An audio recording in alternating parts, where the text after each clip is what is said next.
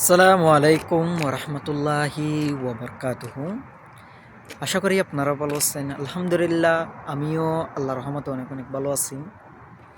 যদি আপনাদেরকে কিছু কথা বলি, যদি কোনো দিন যদি আপনার মনে যদি কষ্ট লাগে, গভীর রাতে উঠে তাহাজ্জুদের নামাজ পড়বেন। তাহাজ্জুদের নামাজ পড়ে একা একা বাহিরে হাঁটবেন, কিছুক্ষণ আকাশের দিকে তাকাবেন, দেখবেন উপরে অনেকগুলা তারা, যে তারাগুলা আল্লাহ তাআলা রাত্রে জ্বালাই দেয়, আবার সকালে আজান দেওয়ার পরে কি হয়ে যায়, বন্ধ হয়ে যায়। আমাদের জীবনটাও একদিন ওই রকমই বন্ধ হয়ে যাবে।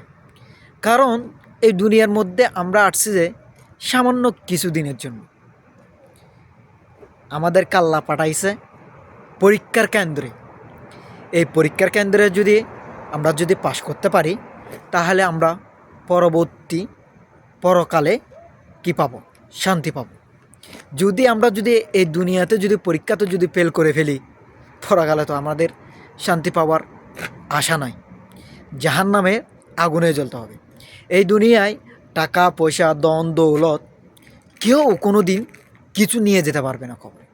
কবরে একমাত্র নিয়ে যেতে পারবে শুধু তার আমল, যেগুলা সে নিজেই যৌবন থাকতে করেছে।